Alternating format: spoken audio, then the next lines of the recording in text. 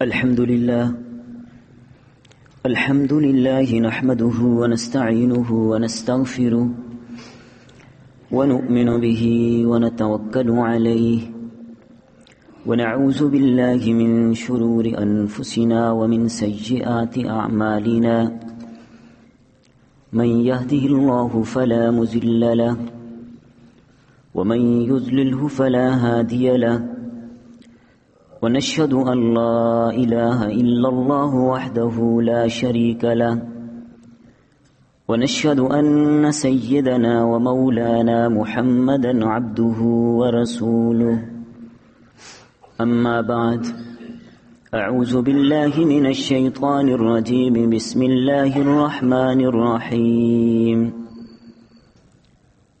يا أيها الذين آمنوا قوا أنفسكم وأهليكم نارا وقال رسول الله صلى الله عليه وسلم من تعمد علي كذبا فليتبوأ مقعده من النار صدق الله مولانا العظيم وصدق رسوله النبي الكريم ونحن على ذلك لمن الشاهدين والشاكرين والحمد لله رب العالمين.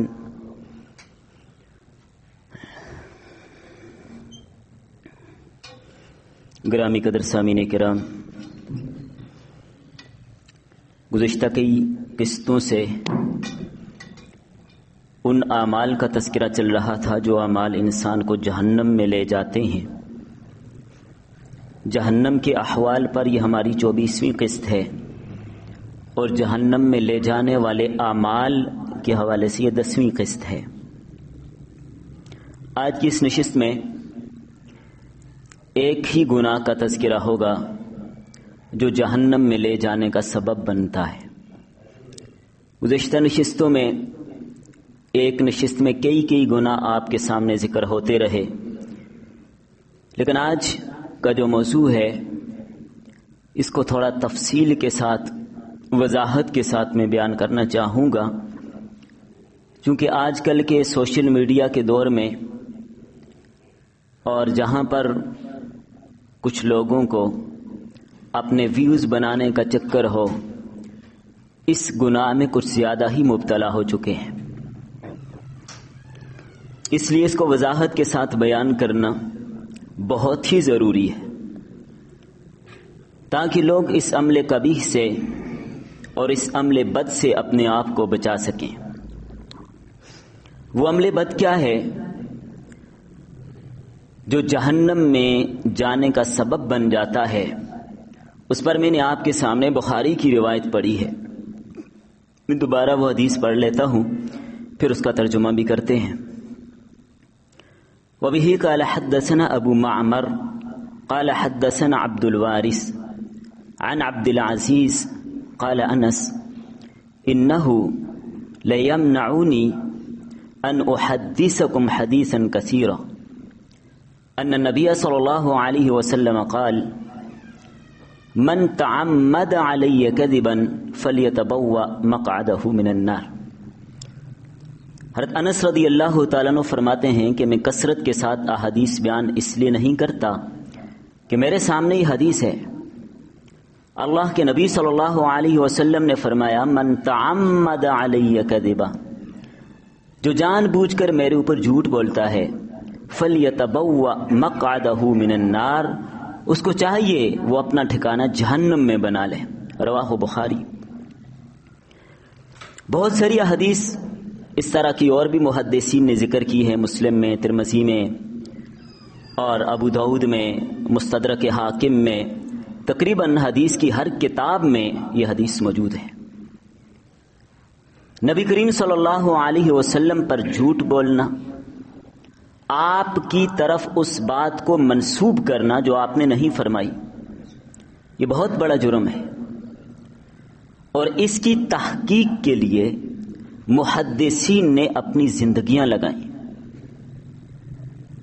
جتنا محدثین نے اپنے آپ کو اس اعتبار سے کھپایا، جتنی محنت اس کام پہ ہوئی کسی کام پہ نہیں ہوئی.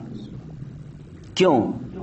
اللہ کے رسول صلی اللہ علیہ وسلم کے فرامین کو، آپ صلی اللہ علیہ وسلم کے ارشادات کو محفوظ کرنا، امت تک پہنچانا، دین کو اصلی حالت میں قیامت تک آنے والے لوگوں تک پہنچانا ضروری تھا۔ تو دین کے لٹیرے اور چور بھی بڑے تھے جو مختلف انداز سے اس دین کو مشکوک کرنے کی کوششیں کرتے رہے۔ تو محدثین نے پھر یہ ٹھان لی کہ ہم نے زندگی بھر اس پر محنت کرنی ہے اور صحیح اور سقیم کو الگ الگ کرنا ہے، صحیح اور غلط کو ہم نے الگ الگ کرنا ہے، کون سی بات اللہ کے نبی کا فرمان ہے اور کون سی بات اللہ کے نبی کا فرمان نہیں ہے۔ محدثین نے اس کے لیے اپنی جانیں لگا دی، زندگیاں لگا دی، عمریں کھپا دی۔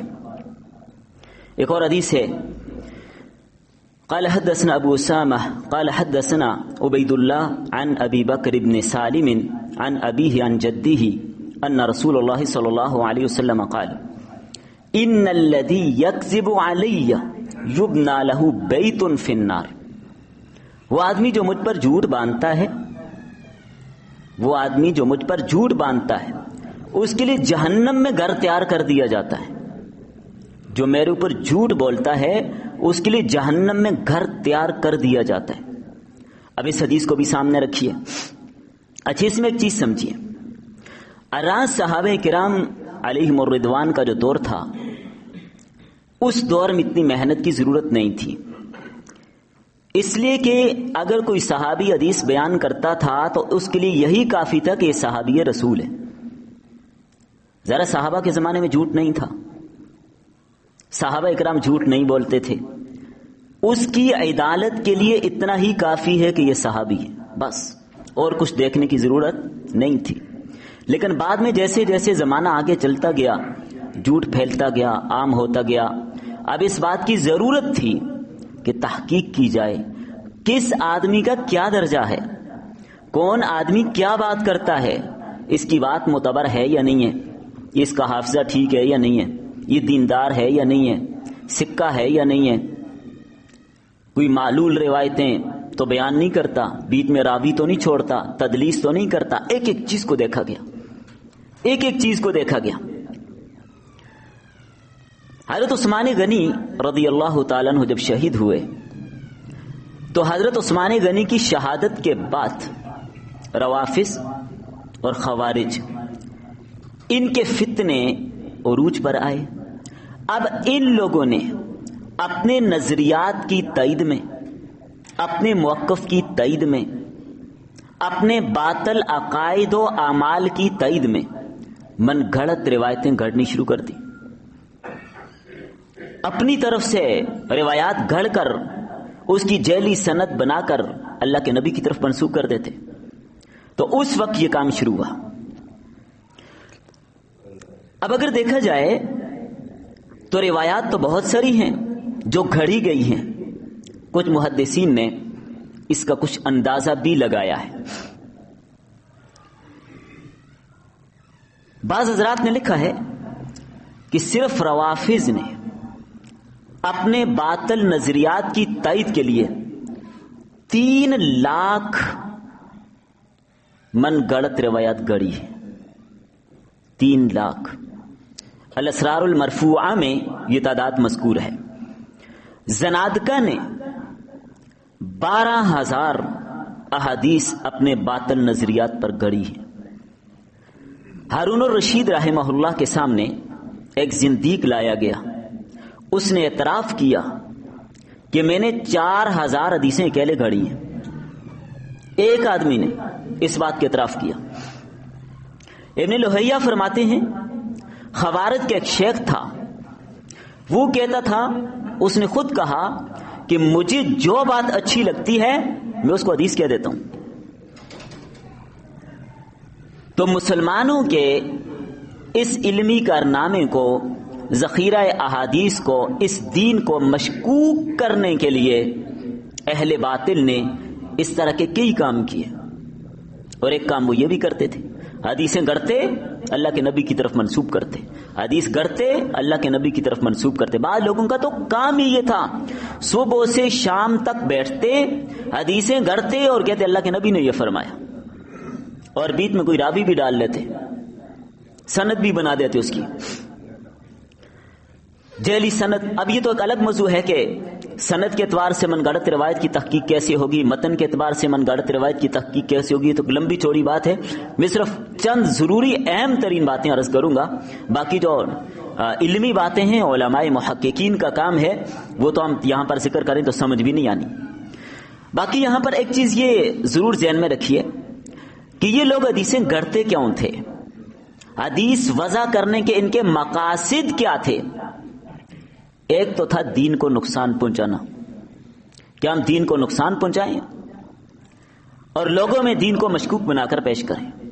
نمبر دو، اپنے نظریہ کی تائید، کہ میں جو بات کہہ رہا ہوں، جو میرا موقف ہے، اس کی تائید پر جعلی روایت گڑھ لیتے تھے۔ اہل بدعت اپنی بدعت کو ترغیب دینے کے لیے، اپنی بدعت کو اہمیت دینے کے لیے جعلی روایت گڑھ لیتے تھے، کسی عمل پر آمادہ کرنے کے لیے، کسی عمل پر دوسرے کو لانا ہے، ویسے وہ نہیں آتا، اس کے لیے من گھڑت روایت گھڑ کر اس کو اس کی طرف لانے کی کوشش کی جاتی تھی۔ ایک طریقہ یہ بھی، ایک مقصد یہ بھی ہوتا تھا۔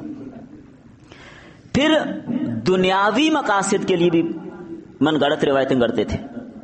دنیاوی مقاصد کئی ہو سکتے ہیں، مثلا اپنی مقبولیت کے لیے۔ آج بھی آپ دیکھیں بعض اپنے جوش خطابت کے لیے من گڑت روایت گڑ کر وہ سناتے ہیں تاکہ لوگ واہ واہ کریں، میری مقبولیت ہو جائے کہ اس نے تو وہ بات کی جو آج تک کسی نے ہمیں سنائی نہیں ہے، مزہ آ گیا بھائی۔ ایک وجہ یہ بھی ہوتی ہے۔ پھر اپنے مقاصد میں مال و دولت کا حصول، پیسہ حاصل کرنے کے لیے، مال و دولت کمانے کے لیے، کہ میں یہ حدیث من گڑت بنا کے سناؤں گا، لوگوں سے مجھے پیسے ملیں گے، یہ مقصد بھی ہوا کرتا تھا۔ بادشاہوں کا قرب حاصل کرنا ایک مقصد لوگوں کا یہ بھی ہوتا تھا۔ بادشاہ اگر کوئی غلط کام کرتے تو بعض لوگ جو درباری ہوتے وہ ان کے پاس جا کر اس کو حدیث گڑھ کے سنا دیتے، تو نے ٹھیک کیا، اس سے پھر پیسے لیتے تھے۔ بعض سمندار بھی ہوتے، وہ ان کی تردید بھی کرتے۔ یہ جو غیاث بن ابراہیم کے بارے میں شیخ محمود الطحان نے ایک واقعہ لکھا ہے۔ غیاث بن ابراہیم خلیفہ مہدی کے دربار میں گیا، اس وقت وہ ایک کبوتر کے ساتھ کھیل رہا تھا۔ تو جب غیاث بن ابراہیم نے دیکھا کہ یہ کبوتر کے ساتھ کھیل رہا ہے تو اس نے ایک حدیث کر دی، کہنے لگا حدیث میں آتا ہے کہ مسابقت جائز نہیں ہے مگر اونٹ، گھوڑے اور پرندے میں۔ تو خلیفہ مہدی سمجھدار آدمی تھا، اس نے فوراً اس کبوتر کو ذبح کر دیا۔ ان کا تو مجھے فتنے میں مبتلا کرنا چاہتا ہے؟ گھوڑے تک تو بات ٹھیک ہے، یہ جہاد کی تیاری ہوتی ہے اس میں، اس تک تو بات ٹھیک ہے، لیکن اس سے آگے جو بات تو نے کی ہے یہ تو نے اپنی طرف سے گھڑی ہے، میرے اس عمل کی وجہ سے تو مجھے گمراہ کرنا چاہتا ہے، اس لیے تو نے یہ حدیث گھڑی ہے۔ اس نے اس کو ذبح کر دیا۔ تو ایک مقصد یہ ہوتا تھا بادشاہوں کا قرب حاصل کرنا، اس کے لیے من گھڑت روایتیں گڑھتے تھے۔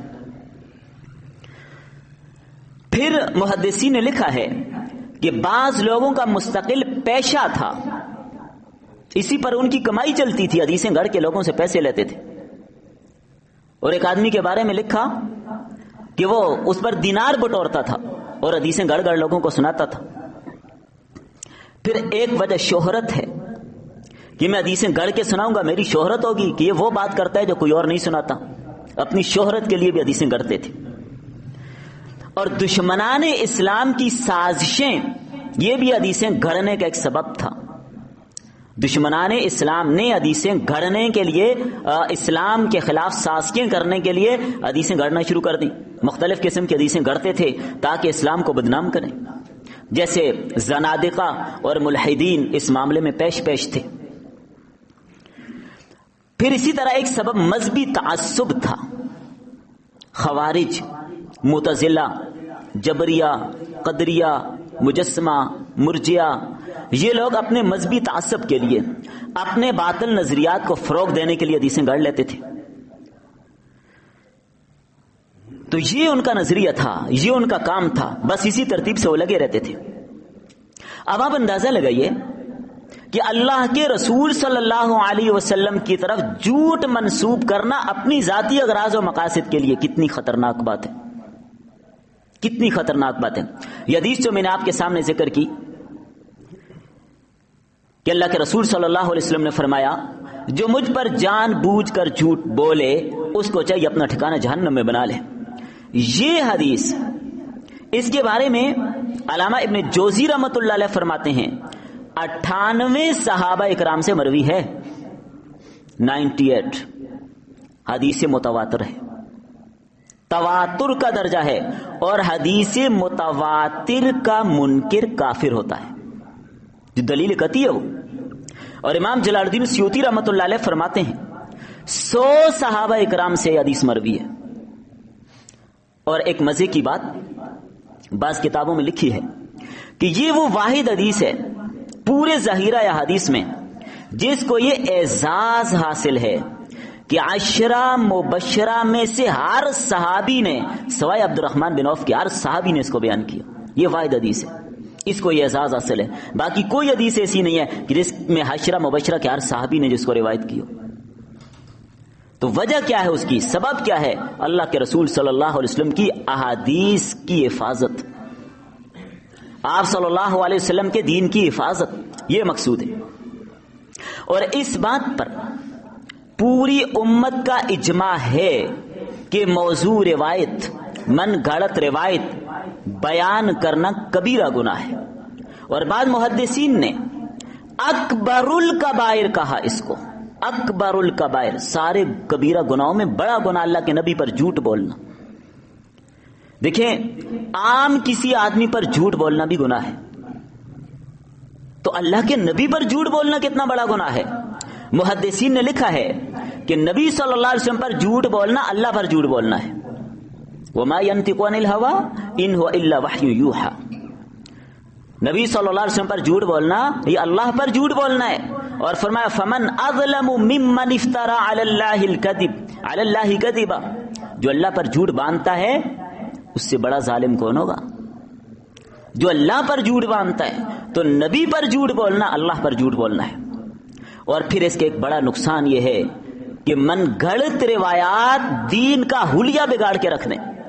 اگر من گھڑت روایات کی اجازت دے دی جائے، لوگ دین کے ساتھ جو چاہیں جیسا چاہیں وہی کرنے لگ جائیں، جو میری مرضی جو میں کہوں وہ من گھڑت روایت گھڑ کے شروع کر دوں۔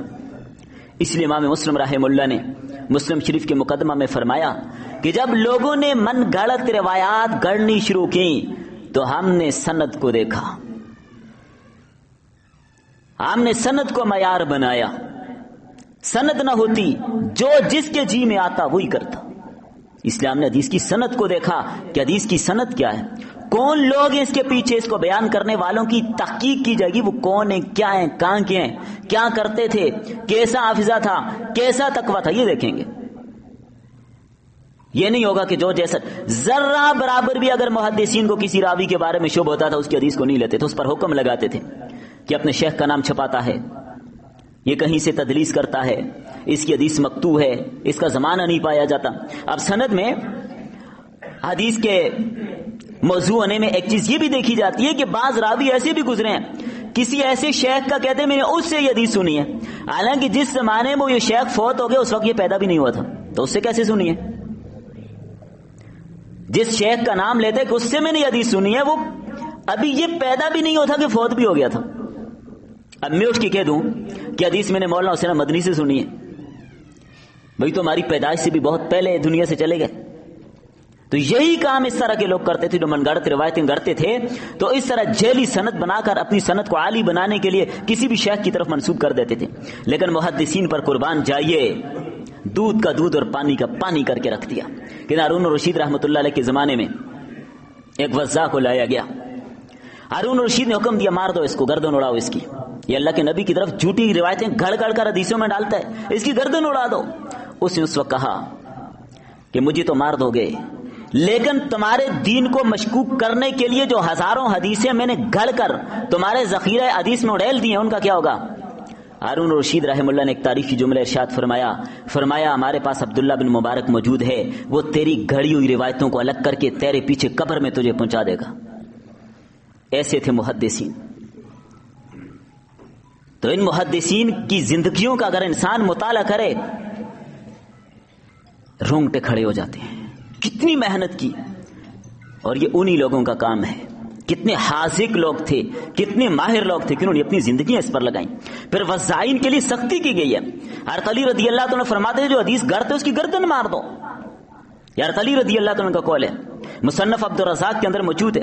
اور اسی طرح ایک کذاب کو لایا گیا تھا، اس کو قتل کر دیا گیا تھا. یحییٰ بن معین کو اطلاع ملی، ایک آدمی کا نام تھا سوید، اس کے بارے میں حدیث ایک روایت ملی کہ یہ من گڑت روایت اس نے گڑھی ہے. تو حضرت یحییٰ بن معین فرمانے لگے کاش میرے پاس گھوڑا ہوتا اور میرے پاس نیزہ ہوتا، میں جا کر اس کے ساتھ لڑائی کرتا. اس نے من گڑت روایت گھڑ کر اللہ کے نبی کی طرف منسوب کر دی ہے. امام بخاری رحمۃ اللہ علیہ کو ایک کتاب پیش کی گئی کہ اس کی تحقیق فرمائیے. امام بخاری نے اس کتاب کو دیکھا، اس کتاب کے اندر من گڑت روایتیں پائیں. تو اس کتاب کے اوپر امام بخاری نے ایک جملہ لکھا، فرمایا یہ شخص سخت سزا کا مستحق ہے یا کم از کم قید کا مستحق ہے، اس کو قید کر دیا جائے. اس نے اللہ کے نبی کی طرف جھوٹی بات منسوب کی ہے. الاسرار المرفوع کے اندر یہ واقعہ موجود ہے. اب یہاں پر ایک چیز سمجھنی ہے، موضوع روایت کا علم ہونے کے باوجود اس کو بیان کرنا، اور محدثین نے لکھا ہے یہ بالکل ایسی ہے جیسے موضوع روایت خود گھڑنا اور خود اللہ کے نبی کی طرف اس کو منسوب کرنا. نوادر الحدیث میں اس کو تفصیل کے ساتھ ذکر کیا گیا. علامہ ابن حجر اسقلانی فرماتے ہیں کہ ایسی روایت کو بیان کرنا ہی حرام ہے، اور فرماتے ہیں نقصان یہ ہے کہ جو لوگ سنیں گے وہ اس کو چلتا کر دیں گے. ایک یہ بھی بڑا نقصان ہے. من گڑت بات اب 100 لوگوں نے سنی، اب ہر آدمی جا کر اس کو چلتا کر دے گا، اب وہ پھیلتی جائے گی. اس سے آگے 100 اور سنیں گے، 100 اور سنیں گے، 100 اور سنیں گے، پھیل جائے گی معاشرے میں. تو یہی چیز بڑی خطرناک ہے. تو سبب کون بنا؟ اس کو ذکر کرنے والا، اس کو بیان کرنے والا. مولا علی قاری رحمۃ اللہ علیہ فرماتے ہیں شک کی بنیاد پر بیان کرنے والا بھی جھوٹوں میں شامل ہے. یہ مولا علی قاری رحمۃ اللہ جو اس فن کے بہت ماہر آدمی گزرے ہیں زمانے قریب میں. پھر قصہ گو لوگ، پیشہ ور جو پیسے لے کے تقریریں کرتے ہیں، بھائی 50,000 دو کے تقریر کرنے آؤں گا، نہیں تو میں، ان کا کام ہی یہ ہے من گڑت روایتیں سنانا. مقصد ہی ان کا یہ، جو پیسے لینے انہوں نے، واہ واہ کروانی ہے انہوں نے. تو اسی طرح محدثین فرماتے ہیں کہ غیر مختار لوگوں سے حدیث نہ سنی جائے. اگر کسی راوی میں اختلاف آ گیا، بعض محدثین نے کہا یہ کذاب ہے، بعض نے کہا صحیح ہے، تب بھی محدثین کا اصول یہی ہے کہ جرح مقدم ہوگی اس کی حدیث کو نہیں لیا جائے گا، اس کی حدیث کو بیان نہیں کیا جائے گا. اور صحابہ کرام میں بہت زیادہ احتیاط پائی جاتی تھی. ابھی جو بخاری کی روایت میں نے آپ کے سامنے ذکر کی، حضرت انس رضی اللہ عنہ فرماتے ہیں کہ اگر مجھے غلطی کا خوف نہ ہوتا میں بہت حدیثیں سناتا، لیکن ڈر ہے کہیں اللہ کے نبی کی طرف جھوٹ منسوب نہ ہو جائے. حضرت عمران بن حسین فرماتے ہیں میں چاہوں تو مسلسل 2 دن احادیث سناتا رہوں لیکن غلطی کا ڈر ہے. حضرت عثمان رضی اللہ عنہ فرماتے ہیں میں حدیث اس لیے بیان نہیں کرتا، اس کی وجہ یہ نہیں کہ مجھے حدیثیں نہیں آتی، وجہ اس کی یہ ہے کہ من کذب علی متعمدا فلیتبوأ مقعده من النار، یہ حدیث میرے سامنے، اس وجہ سے میں حدیث بیان نہیں کرتا. اور عثمان رضی اللہ عنہ یہ بات فرماتے تھے. یہی بات حضرت عبداللہ بن زبیر فرمایا کرتے تھے. تو اس حوالے سے سامعین کی بھی ذمہ داری ہے کہ جب کوئی ایسی حدیث سنے جو معروف نہیں، مشہور نہیں، حدیث کی کسی کتاب میں پہلے نہیں سنی، اس کی تحقیق کریں، پھر اس کو آگے چلتا کریں. اس لیے کہ حدیث کے اندر اللہ کے رسول صلی اللہ علیہ وسلم نے فرمایا عن ابی ہریرہ رضی اللہ تعالی عنہ قال قال رسول اللہ صلی اللہ علیہ وسلم کفا بالمرء کذبا ان يحدث بكل ما سمع. آدمی کے جھوٹ ہونے کے لیے یہی کافی ہے جو سنے اس کو آگے کہہ دے. تحقیق بغیر سنے اس کو آگے چلتا کرنے کی اجازت نہیں ہے، مسلم کی روایت ہے. تو لہذا غیر مختار لوگوں سے حدیث سن کر اس کو بیان کرنے میں احتیاط کرنی چاہیے. حضرت عمر رضی اللہ تعالیٰ عنہ اور ابو موسیٰ اشعری کا ایک مشہور واقعہ ہے. ایک موقع پر ابو موسیٰ اشعری رضی اللہ عنہ اور عمر رضی اللہ عنہ کا ایک لمبا واقعہ، میں بس اس کا ایک اختصار ذکر کر رہا ہوں. حضرت ابو موسیٰ اشعری نے ایک حدیث سنائی کہ میں اس وجہ سے واپس چلا گیا تھا. حضرت عمر نے کہا اس پر دلیل پیش کرو. حضرت ابو موسیٰ اشعری صحابی رسول ہے، ابھی میں نے صحابہ کے بارے میں تذکرہ کر دیا، اس پر دلیل پیش کرو نہیں تو میں تمہیں ایسی سزا دوں گا جو کسی نے نہیں دی ہوگی. حضرت ابو موسیٰ اشعری پریشان ہو گئے. ایک جگہ پر چلے، حضرت ابو سعید خدری فرماتے ہیں مجلس میں آئے بڑے پریشان. ہم نے پوچھا حضرت آپ کیوں پریشان ہیں؟ فرمایا یہ واقعہ پیش آ گیا. تو حضرت ابی بن کعب نے حضرت ابو سعید خدری رضی اللہ تعالیٰ سے فرمایا جا کر تم گواہی دو. پھر حضرت ابو سعید خدری نے گواہی دی کہ حدیث اللہ کے نبی سے میں نے بھی سنی ہے. تب جا کے حضرت ابو موسیٰ اشعری کی جان چھوٹی. پھر حضرت عمر فرمانے لگے ابو موسیٰ اشعری میں تمہیں امانت دار آدمی سمجھتا ہوں, سچا آدمی سمجھتا ہوں, لیکن معاملہ یہ ہے کہ اللہ کے نبی کی حدیث ہے, اللہ کے نبی کی طرف بات منسوب ہو رہی ہے. اس لیے اتنی احتیاط کی صحابہ کرام نے اور محدثین نے. تو اس لیے یاد رکھیے گا آج کل ٹی وی چینلوں پر یوٹیوبروں نے, ٹک ٹاکروں نے اپنے چینل چلانے کے لیے, اپنے ویوز بڑھانے کے لیے من گڑت باتیں گڑ گڑ کر جو بات آتی ہے اللہ کے نبی نے یہ کہا, اللہ کے نبی نے یہ فرمایا, منسوب کر رہے ہیں. جیسے میں نے ابھی ذکر کیا روافض نے 3 لاکھ من گڑت روایتیں گڑ کر عام کی ہوئی ہیں. ابھی میں نے ذکر کیا, آپ کو حوالہ سنایا میں نے. تو اس لیے اس کی آپ بعض لوگوں کے جھوٹ کا حال تو یہ کہ وہ روایت جو دنیا میں کسی کتاب میں نہیں ہوتی, من گڑت ہوتی ہے, وہ بھی لکھ کر نیچے لکھتے ہیں بخاری, نیچے لکھو ہوتے ہیں مسلم. اس کی تحقیق چاہیے. فقط کسی رسالے میں دیکھ کر اس پہ حوالہ لکھو, اس پر بھی اعتماد نہ کیجئے جب تک اصل کتاب میں وہ بات نہ ملے. ایسے کئی واقعات پیچھے تاریخ میں آج سے کئی سو سال پہلے بھی ہوتے رہے. ایسے واقعات اب کسی نے ایک مسئلہ کسی کتاب کے حوالے سے لکھا ہوا کسی کتاب میں دیکھا, اس کو لکھ کے نقل کر کے نیچے وہی حوالہ لکھ دیا, اگلے نے دیکھا وہی حوالہ نقل کر دیا, اگلے نے دیکھا وہ حوالہ نقل کر دیا. جب بعد میں کتاب دیکھی گئی کتاب میں اس چیز کا نام و نشان ہی نہیں ہوتا. اصل کتاب میں اس کو دیکھا جائے پھر جا کر بات بنتی ہے. اللہ اکبر. اس لیے بات یاد رکھیے جو حدیث متقدمین محدثین سے منقول نہیں ہے وہ موضوع ہوتی ہیں. عموماً متقدمین محدثین نے ان کو نقل نہیں کیا, ان کے پیچھے کوئی سند نہیں ہے, کوئی تذکرہ. اب پہلی بات یہ حدیث کی سند ہوگی تو پھر اس پر تحقیق کی جائے گی کہ راوی کیسے کیسے کیسے ہیں, اور جس کی سند ہی نہ اس کا کیا بنے گا. اس میں تو کوئی ایک ہے ہی نہیں کہ جو اس کا پتہ لگایا جائے. جو حدیث نہ کتب حدیث میں ہو نہ محدثین کے سینوں میں ہو وہ موضوع ہوتی ہے. اور مفتی رشید احمد لدھیانوی رحمۃ اللہ علیہ بڑے عظیم آدمی گزرے ہیں, فرماتے ہیں کتب حدیث میں کسی حدیث کا وجود نہ ملنا اس کے من گڑت ہونے کی دلیل ہے. احسن الفتاوی. کتب حدیث میں کسی حدیث کا وجود نہ ملنا اس کے من گڑت ہونے کی علامت ہے. پھر موضوعات پر محدثین نے مستقل کام کیا ہے. اچھا اس میں ایک چیز سمجھیے, شاہ ولی اللہ محدث دہلوی رحمۃ اللہ علیہ نے محدثین کی 5 طبقات ذکر کی. میں ایک آسان بات آپ کے سامنے عرض کر دیتا ہوں سمجھنے کے لیے, جن میں پہلا طبقہ ہے بخاری, مسلم, موطا, مالک. ان 3 قسم کی کتابوں سے آپ میں سے ہر ایک کو حدیث بیان کرنے کی اجازت ہے. ان کتابوں کی جو حدیثیں بیان کر سکتے ہیں بلا جھجک. باقی اس کے علاوہ بعد کی جو کتابیں ہیں ان میں کچھ تیسرا طبقہ جو ہے اس میں تو صرف انہی لوگوں کو اجازت حدیث لے کر بیان کرنے کی جو تحقیق کر سکتے ہیں, جو خاضق کے ماہر اس فن میں, ان کو پتہ ہے کہ اس حدیث کا درجہ کیا ہے, ان کے لیے بیان کرنے کی اجازت ہے, ہر آدمی کے لیے نہیں. اور چوتھا اور 5واں طبقہ وہ تو انتہائی اس سے احتیاط ہے. تو بہرحال یہ ایک لمبا موضوع ہے, اس کی طرف اگر جائیں تو بہت وقت لگے گا. محدثین نے موضوع روایات پر موضوع مانا من گڑت روایات پر مستقل بڑی بڑی کتابیں لکھی ہیں, جن میں چند محدثین شمس الدین محمد بن احمد الذہبی, ابو الفرج عبد الرحمن بن علی بن جوزی, عمر بن بدر الموصلی, شیخ جلال الدین السیوطی, شمس الدین محمد بن عبد الرحمن الصحاوی, نور الدین علی بن سلطان القاری جن کو ہم ملا علی قاری کہتے ہیں, اور علی بن محمد, اور اسی طرح مرئی بن یوسف الکرمی, شیخ طاہر الپٹنی, اور اسی طرح اسماعیل بن محمد, اور شیخ حسین بن علی الجوزی, اور مولانا عبد الحی لکھنوی. ان حضرات نے اس پر مستقل کتابیں اٹھائیں, جیسے تذکرۃ الموضوعات ہے, کتاب الموضوعات ہے, اور العالی المصنوع ہے, المقاصد الحسنہ ہے, اور الدلیل علی الموضوعات ہے, الغماز علی اللماز, تنزیۃ الشریفہ, تنزیۃ الشریعہ, الفوائد الموضوعہ, الاسرار المرفوعہ, المصنوع, کشف الخفا. اس طرح کی الاباطیل والمناکیر مستقل کتابیں لکھی ہیں جن میں من گڑت روایتوں کو جمع کر کے رکھتی ہیں.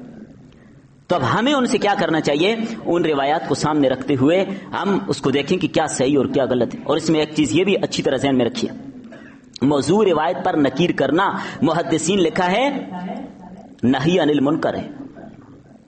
جو روایت من گڑت اس سے منع کرنا نہی عن المنکر میں داخل ہے. امر بالمعروف اور نہی عن المنکر یہ فرض ہے. امام شافعی رحمۃ اللہ علیہ فرماتے ہیں کہ جب ایسی بات سامنے آئے تو خاموش ہونا بالکل جائز نہیں ہے کہ اللہ کے نبی کی طرف جھوٹ منسوب ہو رہا ہے. سلف کی عادت یہی تھی. سفیان ثوری ایک آدمی کے پاس سے گزرے, فرمایا کہ یہ آدمی کذاب ہے. فرمایا اگر میرے لیے خاموش رہنا جائز ہوتا تو میں ضرور خاموش رہتا, لیکن اس نے جھوٹی حدیث بیان کی, اب خاموش رہنا میرے لیے جائز نہیں. اس طرح امام اعمش رحمۃ اللہ علیہ فرماتے ہیں، اچھا ان کے واقعہ بھی مشہور ہے، ایک آدمی من گھڑت روایت بیان کر رہا تھا، وہاں پر بیٹھ کر اپنے کام میں مشغول ہو گئے، بعد میں یہ کہنے لگا میں حدیث بیان کروں، آپ اپنے کام میں لگے ہیں، فرمایا جو کام میں کر رہا ہوں تو اس سے بہتر کر رہا ہوں، اس لیے کہ تم اللہ کے نبی پر جھوٹ بولتے۔ عجیب عجیب لوگ گزرے ہیں۔ امام احمد بن حنبل اور یحییٰ بن معین ایک مسجد میں داخل ہوئے، وہاں پر ایک واعظ کھڑا تقریر کر رہا تھا اور حدیث بیان کر رہا تھا کہ مجھ سے یحییٰ بن معین، یہ بہت بڑے امام گزرے حدیث کے، اور امام احمد بن حنبل نے یہ روایت بیان کی، میں وہ روایت تمہیں سنا رہا ہوں۔ اب یہ دونوں امام مسجد میں موجود، ایک کو دیکھے، دوسرے کو دیکھے، ایک دوسرے پوچھنے لگے تو نے بیان کرا، میں نے تو پہلی بار سنی ہے۔ بعد میں وہ فارغ ہوا، انہوں نے اس کو بلایا، یہ بڑا خوش ہوا کہ مجھے کوئی ہدیہ شادیہ ملے گا۔ فرمانے لگی حدیث تجھے کس نے بیان کی؟ کہتا احمد بن حنبل نے اور یحییٰ بن معین نے۔ ان کا میں احمد بن حنبل، یہ یحییٰ بن معین، ہم نے تو یہ سنی بھی نہیں ہے۔ کہنے لگا تم بڑے بے وقوف ہو، کیا دنیا میں تمہارے علاوہ احمد بن حنبل اور یحییٰ بن معین اور کوئی بھی نہیں ہے؟ دیکھیں اپنی جان کیسے چھڑا گیا کہ تم دو ہی ہو دنیا میں۔ اور آخری بات اس حوالے سے یہ ذہن میں رکھیے کہ اگر کسی جگہ سے ہماری اصلاح ہو جائے، بعض اوقات یہ ہوتا ہے کہ محقق اس فن پر بہت کم ہے، ایک جگہ سے آپ کو شک ہے کسی اور سے پوچھ لیں، اور علماء سے پوچھیں، بڑے علماء سے پوچھیں کہ بھئی اس حدیث کی تحقیق کیا ہے۔ میں نے ایک آدمی سے حدیث کو پوچھا، انہوں نے مجھے بتا دیا ٹھیک نہیں ہے، اب مجھے چاہیے کہ اگر اس پر میرے اعتماد نہیں، میں دوسرے سے بھی پوچھ لوں، میں تیسرے سے بھی پوچھ لوں تاکہ مجھے یقین ہو جائے۔ جب دلیل کے ساتھ ایک آدمی یہ بات بتا دے کہ یہ روایت صحیح نہیں ہے، من گڑت ہے، ٹھیک نہیں ہے، اب اس پر اعتماد کر لینا چاہیے۔ بلا دلیل میں اس پر اپنی ضد کروں، نہیں یہ ہونی چاہیے، صحیح ہے، نہ، اس کا کوئی اعتبار نہیں۔ اور کتنا بڑے سے بڑا، متقی سے متقی، پرہیزگار سے پرہیزگار آدمی اس حدیث کو کیوں نہ بیان کرے، جب تک وہ محدثین کے اصولوں پر پوری نہ اترے ہم اس کو صحیح نہیں کہہ سکتے۔